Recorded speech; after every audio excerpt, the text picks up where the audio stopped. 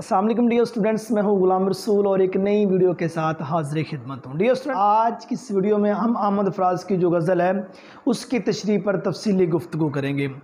देखें dear students, Ahmad Faraz की गज़ल का जो पहला शेर है, सिलसिले तोड़ गया वो सभी जाते जाते, वरना इतने तो मरासम थे कि आते जाते। सिलसिले तोड़ गया, सिलसिले से मुराद होता है ताल्लुकात। सिलसिले तोड़ गया वो सभी जाते जाते, कहते कि महबूब जाते जाते जो ताल्लुकात थे वो सारे के सारे तोड़ के चला गया, वरना इतने तो मरासम थे कि आते जाते। कहते वरना इतना सा ताल्लुक़ तो रखता या इतना सा राब्ता तो रखता कि बंदा कल को बातचीत कर सकता है। सिलसिले तोड़ गया वो सभी जाते जाते, वरना इतने तो मरासम थे कि आते जाते। कि मीन्स महबूब जाते जाते सारे ताल्लुकात, सारे रिश्ते, सारे नाते जौन से हैं वो तोड़ के चला गया है। चलो कम अज़ कम इतना ताल्लुक़ तो बहाल रखता, कल को बंदा बातचीत कर लेता है, वरना इतना ताल्लुक़ तो बहाल रखता, बंदा कल को एक दूसरे की पहचान कर लेता है, बंदा इतना ताल्लुक़ तो बहाल रखता कि बंदा कल को खुशी गमी में किसी का हिस्सा बन जाता है।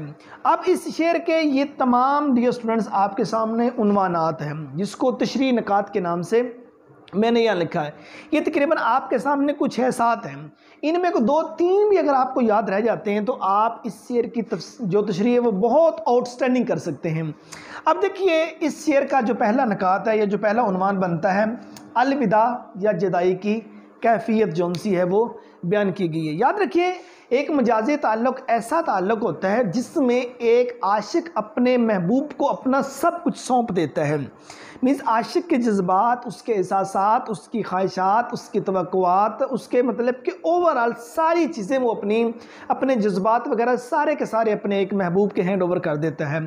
तो जब उसके यहाँ सब कुछ कर देता है तो उसके पल्ले, उसके पास ले दे के बचता क्या है? एक महबूब।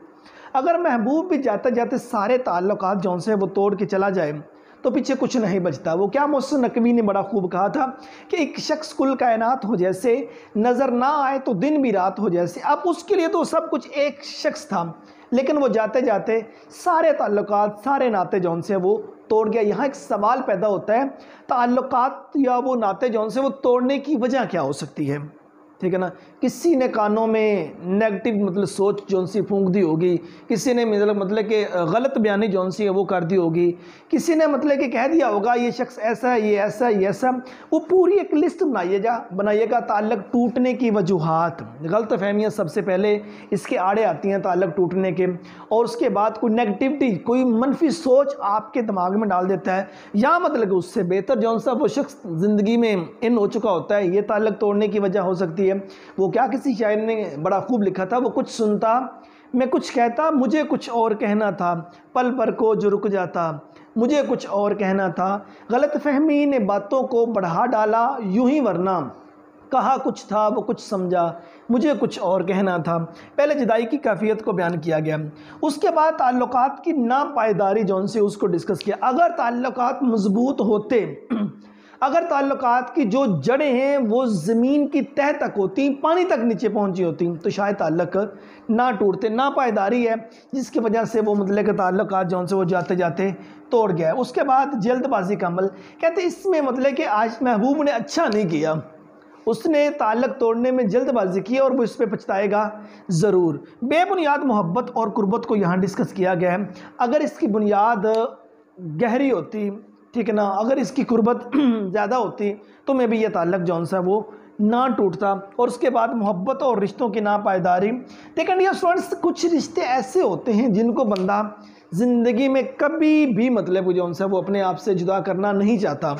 जो ताल्लुक़, जो रिश्ते अपने आप से जुदा हो गए, वो रिश्ते जिन्होंने इतनी तवील मुद्दत की मतलब कि जो रियाज़त है उसको एक लम्हे के लिए भी नहीं सोचा, और छोटी सी गलत फहमी पे उन्होंने अपनी राहें जौन से वो जुदा करने का सोच लिया, वो मोहब्बत, वो रिश्ते जौन से वो पायदार तो ना हुए, उनकी नापायदारी को डिस्कस किया गया है। और उसके बाद एक आशिक ने, एक मोहब्बत करने वाले ने अपने जो दुखी जज्बात थे उनका इजहार किया, वरना इतने तो मरासम थे कि आते जाते, वरना इतना सा ताल्लुक़ तो रख लेता कि बंदा कल को बातचीत ही कर सकता है। और इसके मतलब कि शेर मैंने आपको सुना दिया कि वो कुछ सुनता, मैं कुछ कहता, मुझे कुछ और कहना था, पल भर को जो रुक जाता, मुझे कुछ और कहना था, गलत फहमी ने बातों को बढ़ा डाला यूं ही, वरना कहा कुछ था वो कुछ समझा, मुझे कुछ और कहना था। इसी गज़ल का सेकंड शेर देखिए डियर स्टूडेंट्स, कि शिकवाए ज़ुल्मते शब से तो कहीं बेहतर था, अपने हिस्से की कोई शम्मा तो जलाते जाते। शिकवा करना मतलब कि किसी के हाँ किसी को बुरा भला कहना, ज़ुल्मते शब मतलब कि ज़ुल्मत भरी जो रात है, मीन्स बुरे हालात, कहते बुरे हालात का शिकवा करने से, उसको बुरा भला कहने से तो ज़्यादा बेहतर, इससे कहीं ज़्यादा बेहतर था आप अपने हिस्से की जो शम्मा है उसको जलाते जाते। कि मीन्स दूसरों का शिकवा करने से ज़्यादा बेहतर ये था आप अपने हिस्से का जो काम है वो सरअंजाम देते, या आप अपने हिस्से का जो काम है वो करते जाते।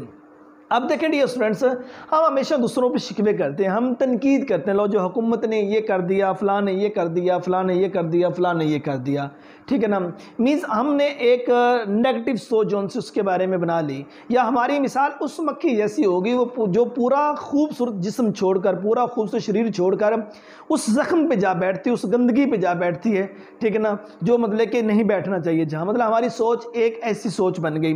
कहा गया कि शिकवा ज़ुल्मते शब से तो कहीं बेहतर था, अपने हिस्से की कोई शम्मा तो जलाते जाते। कहते दूसरों से शिकवा करने से बेहतर था अपने हिस्से का काम करते। फॉर एग्जांपल मैं आपके सामने एक टीचर मौजूद हूँ, मेरा काम क्या है पढ़ाना, मेरा काम क्या है दूसरों की इस्लाह करना, मेरा काम क्या है बच्चों को राह रास्त पर लाना, तो मैं अपने हिस्से का काम करूँ ना। हुकूमत क्या कर रही है मुझे उससे क्या लेना देना, कौन क्या कर रहा है मुझे क्या उससे लेने देना, मैं अपने हिस्से का जो काम है ना उसको कम से कम पाए तकमील तक तो पहुँचाऊँ ना। जो मेरे हिस्से का काम अगर हमारे मुल्क पाकिस्तान में या पूरी दुनिया में जहाँ कहीं भी कोई अगर हर बंदा अपने हिस्से का काम सर अंजाम देना शुरू कर दे तो हमारे सारे मामलात ही ख़त्म हो जाएं, हमारे यहाँ मनसी सोच जो जन्म लेती है वो ही ख़त्म हो जाए। अब इसके मौज़ूआत देखें डियर स्टूडेंट्स, अमली और मस्बत रवैये की हौसला अफजाई की गई है, अमल किया जाए और मस्बत रवैया रखा जाए, उसकी हौसला अफजाई की गई कि दूसरों से शिकवा करने से बेहतर है आप अपने हिस्से का जो काम उसको सरअंजाम दें। देखो आप अमली तौर पर किसी काम को भी सरअंजाम देंगे उसके नताइज बहुत ही अच्छे निकलेंगे। वो क्या इकबाल ने खूबसूरत कहा था कि अमल से ज़िंदगी बनती है, जन्नत भी जहन्नम भी, ये खाकी अपनी फितरत में न नूरी है न नारी है। उसके बाद इंसानी ज़िंदगी की मुश्किलात और उनका हल बयान किया गया। इंसानी ज़िंदगी में जितनी मुश्किलात जौन सी हैं वो इस वजह से पैदा होती हैं हम अपने हिस्से का काम जौन सा वो नहीं कर रहे, ठीक है ना। एक छाबड़ी फरोश से लेकर टिल लैंड ऊपर तक आखिरी ओहदे तक शख्स, जब हर बंदा अपने काम को ईमानदारी से करना शुरू कर देगा ना उसके बाद जो मुल्की हालात हैं वो दिन ब दिन बेहतर होना शुरू हो जाएंगे। अब एक छाबड़ी फरोश के एक फ्रूट बेचने वाले का टोटली जो ईमान होता है वो बेईमानी पे होता है। जब वहाँ से ये मामलात शुरू हो गए, मैं सिंपल स्टूडेंट्स को एक बात करता होता हूँ, आप किसी छाबड़ी फरोश के पास जाना, किसी फ्रूट बेचने वाले के पास जाना, उससे जाके कहना कि 2 किलो भाईजान सेब जौन से वो तोल के दे दीजिए, और आपने उसकी तरफ देखना नहीं। और जब आप वो सेब है या वो आम है जब आप वो लेके घर चले जाएंगे ना उसके बाद उसको शॉपर को खोल कर देखिएगा तो आपको पहले नंबर पे तो उसका वेट 2 किलो पूरा नज़र नहीं आएगा। अगर वेट पूरा हुआ भी तो उस सेब में, उन सेबों में से कुछ 4 दाने ख़राब ज़रूर निकलेंगे। अब एक छापड़ी फरोश का ये काम है, ठीक है ना। आप ऊपर जाकर सोचिए ऊपर क्या होगा।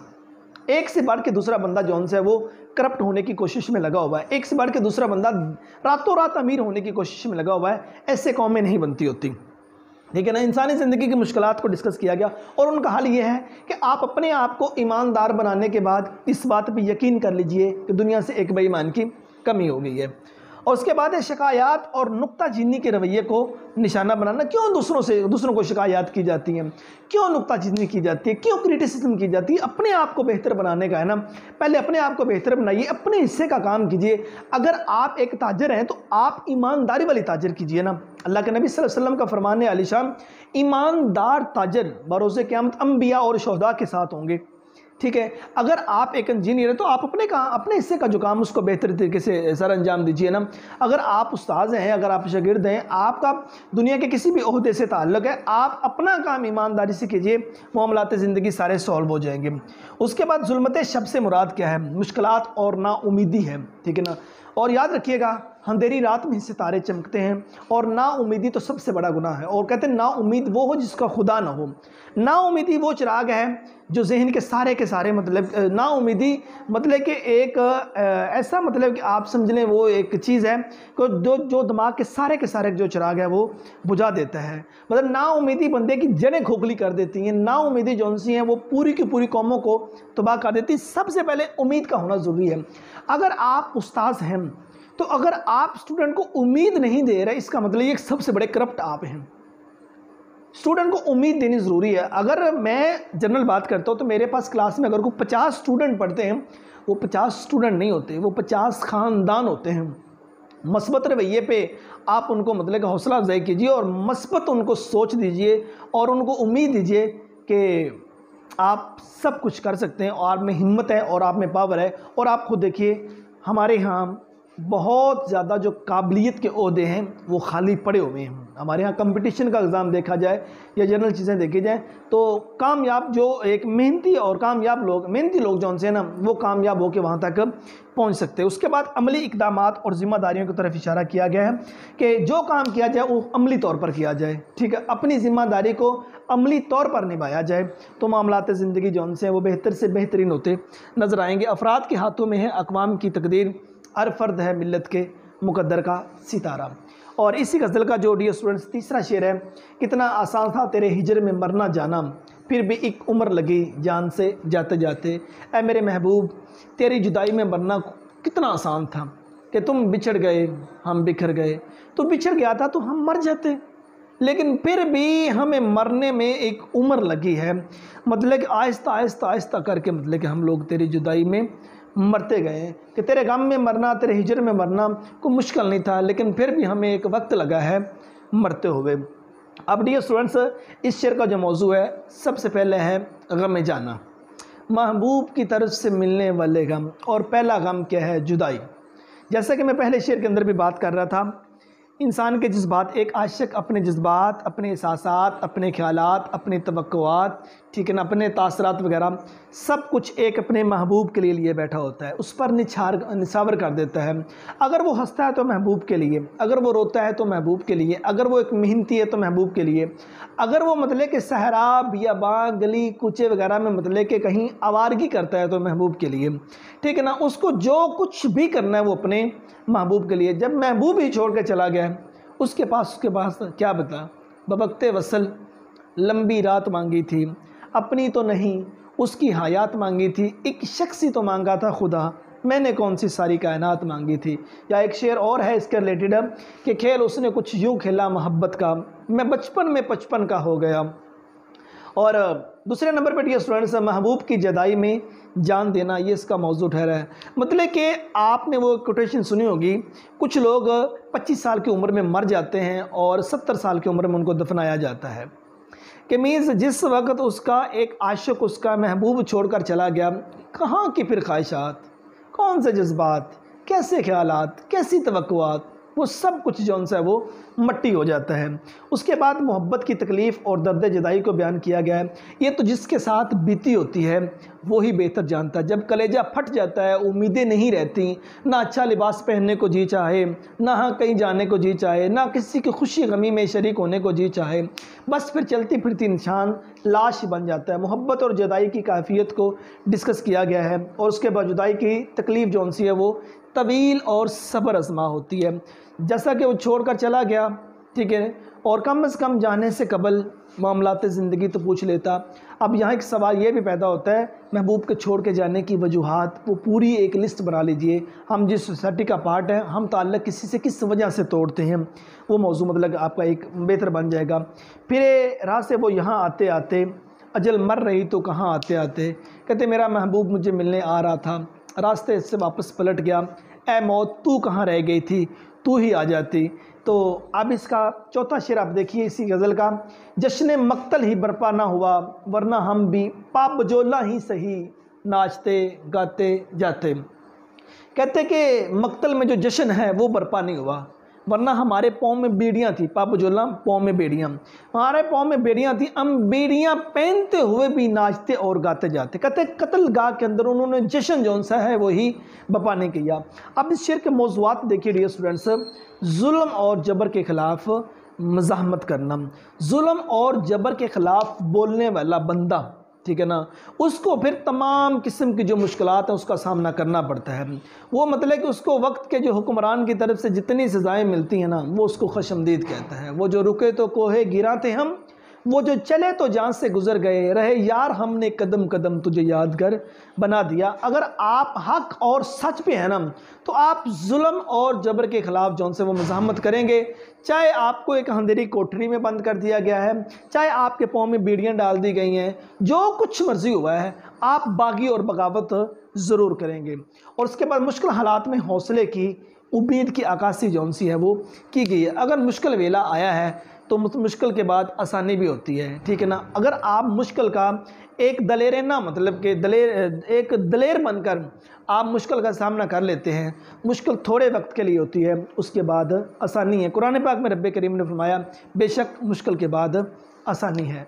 उसके बाद मुश्किलात और इंसान की मज़ाहमती जो कुव्वत है उसको डियर स्टूडेंट जौन सा है वो डिस्कस किया गया है। उसके बाद साजिशें और मुश्किलात की मनसूबाबंदी जौन सी है उसको डिस्कस किया गया है। साजिशें होती रहेंगी, ठीक है ना, आपने उन साजिशों निपटने के लिए मनसूबाबंदी करनी है, ठीक है ना। वो आप ज़ुबान से कर सकते हैं, वो आप अपने हाथों से कर सकते हैं, या आप अपनी मेहनत के ज़रिए किसी अच्छे ओहदे पे पहुंचकर वो जो मतलब नाइंसाफ़ियाँ हो रही हैं आप उनको ख़त्म कर सकते हैं। मकतल से मुराद ज़िंदगी की मुश्किलात और तरीक़ हालात की जौन सी है वो अलामत है, ठीक है। तो कहते जश्न मकतल ही बरपा ना हुआ। कहते अगर मकतल में जश्न बपा होता तो हम जिस भी मुश्किल हालात में थे, जितने भी तारीख हालात में थे, हम जो अपने हिस्से का काम है हम ज़रूर सर अंजाम देते। और जिस दज से कोई मकतल में गया वो शान सलामत रहती है। ये जान तो आनी जानी है, इस जान की कोई बात नहीं। और ये बाजी इश्क की बाजी है, जो चाहो लगा दो डर कैसा, अगर जीत गए तो क्या कहना, हारे भी तो बाजी मात नहीं। और इसी गज़ल का आखिरी शेर देखें डियर स्टूडेंट्स, उसकी वो जाने उसे पासे वफा था कि ना था, तुम फराज अपनी तरफ से निभाते जाते। कहते उसकी वो जाने, महबूब की वो जाने उसको वफा का लिहाज था या नहीं था। कहते ए फराज तुम अपनी तरफ से जौन सा है वो निभाते जाते। ये शेर एक तरफा मोहब्बत जौन सी है उसके बारे में मतलब कि उसको शो करता है। एक तरफी मोहब्बत, एक आशिक जौन से वही मोहब्बत कर रहे हैं और महबूब को उसकी तरफ से कोई मस्बत रवैया जौन सा है वो दिखने को नहीं मिल रहा, कोई मस्बत रिस्पॉन्स उसको नहीं मिल रहा। तो इसलिए कहा कि उसकी वो जाने उसको वफा का लिहाज था या नहीं था। ए फराज तुम अपनी तरफ से जो काम है वही करते जाते। कहीं वही बात शिकवा जुल्मत शब से तो कहीं बेहतर था, अपने हिस्से की कोई शम्मा तो जलाते जाते। सो ये हमारा आज का लेक्चर अहमद फराज की जो गज़ल है उस पर हमने बात की, जिसमें पहला शेर था सिलसिले तोड़ गया वो सभी जाते जाते, वरना इतने तो मरासम थे कि आते जाते। कहते कि जाते जाते वो सारे ताल्लुकात जो उनसे वो तोड़ गया, कम से कम इतना ताल्लुक तो रखता, कल को बंदा बातचीत ही कर सकता है। और उसके बाद दूसरा शेर था शिकवा जुल्मत शब से तो कहीं बेहतर था, अपने हिस्से की कोई शम्मा तो जलाते जाते। कि मीन्स दूसरों से शिकवा करने से बेहतर था अपने हिस्से का जो काम है वो सर अंजाम देते। और तीसरा शेर था कितना आसान था तेरे हिजर में मरना जाना, फिर भी एक उम्र लगी जान से जाते जाते। ऐ मेरे महबूब तेरी जुदाई में मरना आसान था, लेकिन मुझे फिर भी मरने में एक वक्त और एक उम्र लगी है। जश्न मकतल ही बपा ना हुआ, वरना हम भी पापजोला ही सही नाचते गाते जाते। कहते मकतल गाह में जश्न नहीं हुआ, वरना हमारे पाँव में बेड़ियाँ थीं, हम इसके बावजूद भी खुशियाँ मनाते। और आखिरी शेर था उसकी वो जाने उसको पासे वफा था कि ना था, तुम फराज अपनी तरफ से निभाते जाते। कहते उसकी वो जाने उसको वफा का लिहाज था या नहीं था।